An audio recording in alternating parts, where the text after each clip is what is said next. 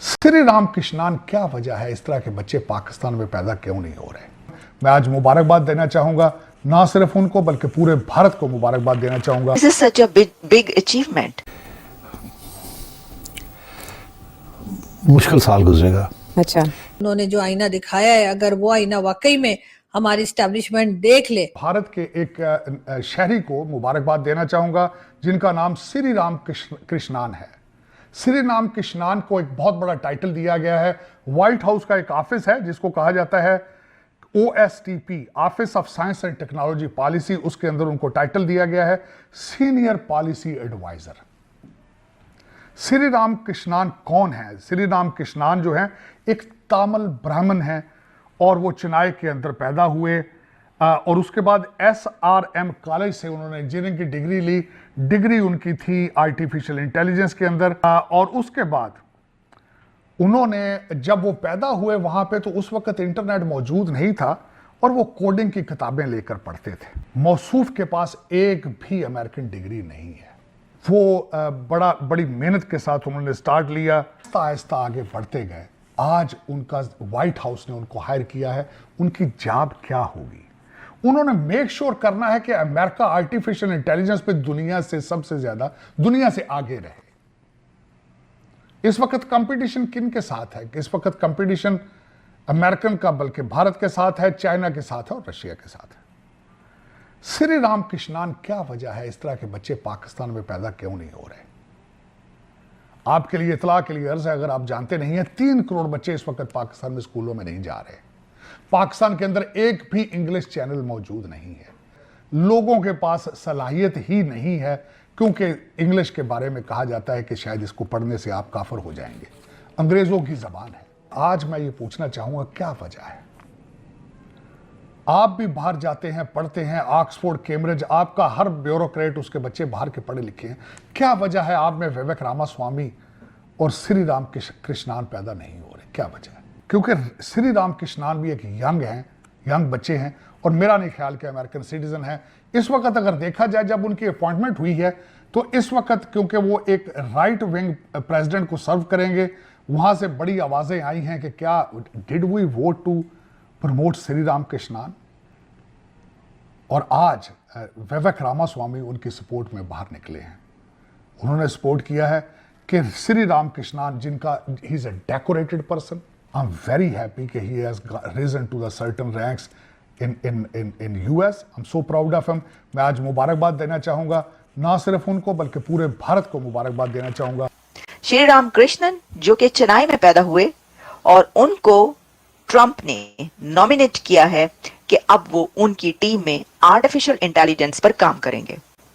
This is such a big achievement एक ऐसे मुल्क के लिए कि जहां की यूथ पूरी दुनिया की टेक कंपनीज में काम कर रही है। वहीं पर हम देख रहे हैं कि अब अमेरिका की जो नई एडमिनिस्ट्रेशन सामने आ रही है और ट्रंप की तरफ से जो अपॉइंटमेंट्स सामने आ रही हैं, उसमें बड़ी तादाद ऐसे अमेरिकन की है जो इंडियन ओरिजिन से हैं, जिनके अपने रूट्स या उनके फोरफादर्स के, उनके फादर एंड मदर के रूट्स जो हैं वो इंडिया से हैं।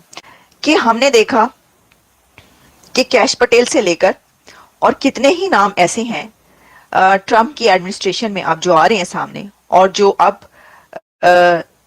2025 का अमेरिका संभालेंगे, उनमें बड़े नाम ऐसे हैं जिनका ताल्लुक कहीं ना कहीं से जाकर इंडिया से मिलता है। तो ये एक बहुत बड़ी अचीवमेंट है भारत के लिए, वहां के रहने वालों के लिए, कि देखिए हमारे नौजवान निकल के जा रहे हैं, तो ना सिर्फ टेक कंपनीज पर काम करें बल्कि अब तो हुकूमत में भी शामिल हैं, अब तो चला रहे हैं वो अमेरिका को। तो ऐसी ही एक, जैसा कि मैंने बताया, जो अपॉइंटमेंट है वो सामने आई है, जिसमें प्रेसिडेंट इलेक्ट डोनाल्ड ट्रंप ने नॉमिनेट किया है श्री राम कृष्णन को। He will work with David Sacks. ये जो है डेविड सैक्स, ये पेपॉल CEO थे पहले, पेपॉल के CEO, और ट्रम्प्स का अब वो बड़ा नाम है उनकी टीम का।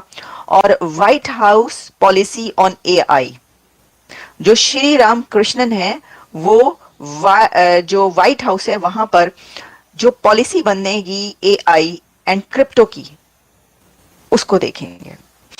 अब देखिए, आप जानते हैं कि जो दुनिया है, यानी जो फ्यूचर है, जो मुस्तकबिल है, वो एआई और क्रिप्टो है। और जो मुस्तकबिल है और जो फ्यूचर है वो भारत से पढ़कर आगे आने वाले नौजवान हैं। भाई देखिए, जो टेक की तालीम हासिल करेगा, जो टेक की एजुकेशन हासिल करेगा, वही करेगा ना आगे फ्यूचर जो क्रिप्टो का और एआई का है। कौन करेगा? जिसके पास एजुकेशन होगी वो करेगा।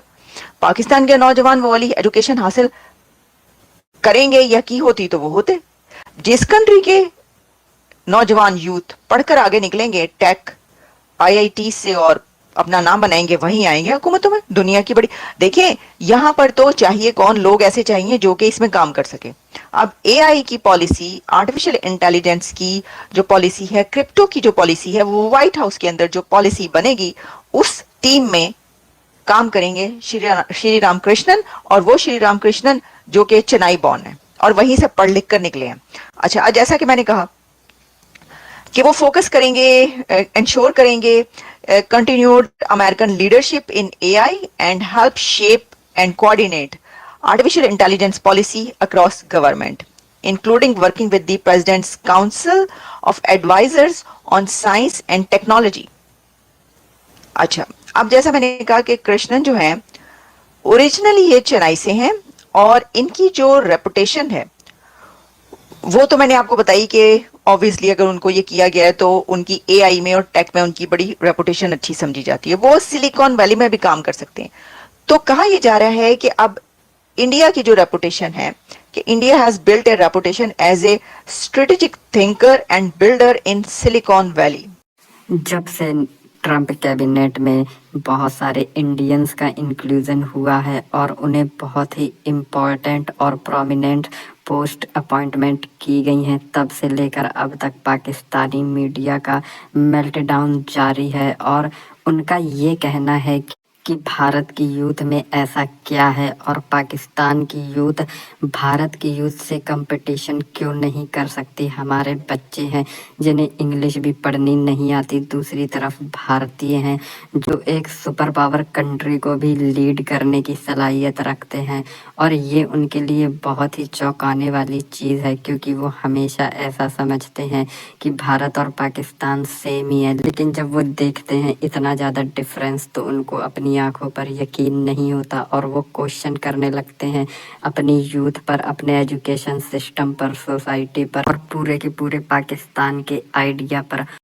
और इतना बड़ा ब्लंडर पाकिस्तान ने अपने साथ खुद ही किया है, रिलीजियस रेडिकलाइजेशन को बढ़ाकर जो सोशल फैब्रिक है उसे बहुत ही बुरी तरह डिस्टॉर्ट कर कर और इंडिया के खिलाफ नफरत फैलाकर अपनी सोसाइटी को पॉइजन किया है। इसमें इंडिया का कोई हाथ नहीं है, जबकि दूसरी तरफ इंडिया में हमेशा से ही एक साइंटिफिक टेम्परामेंट रहा है और उसी के डिविडेंड्स आज भारत को मिल रहे हैं।